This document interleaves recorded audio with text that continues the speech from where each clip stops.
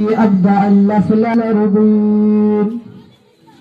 والصلاة على من كان نبيا وعادل بين الله والطين وعلى آله وأصحابه أجمعين أما بعد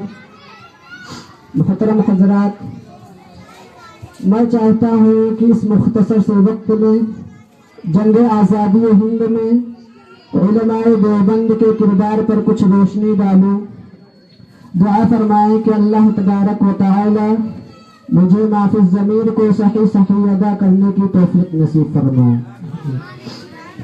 محترم حضرات، جب ہم اسلامی تاریخ کا مطالعہ کرتے ہیں تو ہمیں صاف اور واضح طور پر پتہ چلتا ہے، جب ہم اسلامی کتابوں کو کھنگال کر دیکھتے ہیں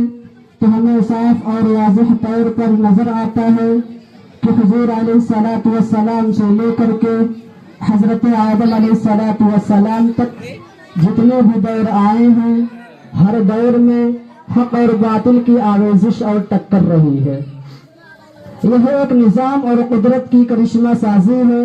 کہ ہر دور میں حق بے سر و سامانی کے عالم میں آیا اور باطل سرکشی، تکبر، انانیت، غرور، شوکت و حشمت اور طاقت لے کر نمودار ہوا۔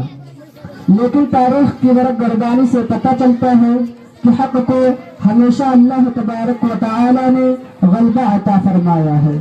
تاریخ کے طالب علموں کو معلوم ہونا چاہیے کہ باطل نمرود کے لباس میں آیا تو حق حضرت ابراہیم علیہ السلام کی شکل میں نمودار ہوا، باطل فرعون کی شکل میں آیا تو حق موسیٰ علیہ السلام کی شکل میں طلوع ہوا، باطل قیصر کسریٰ کی شکل میں آیا تو حق محمد رسول اللہ صلی اللہ علیہ وسلم کی شکل میں طلوع ہوا،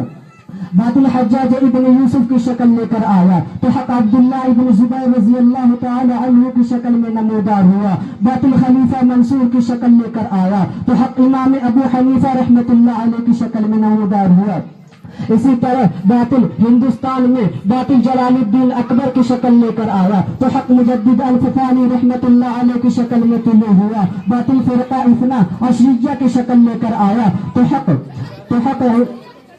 حق ابراہیم علیہ السلام کی شکل میں نمودار ہوا، باطل راجہ رنجیت سنگھ کی شکل لے کر آیا تو اس کے لیے شاہ اسماعیل شہید رحمت اللہ علیہ آگے بڑھے، باطل انگریزی فتنوں کی شکل لے کر آیا تو حق علماء دیوبند کی شکل اختیار کر گیا۔ محترم حضرات،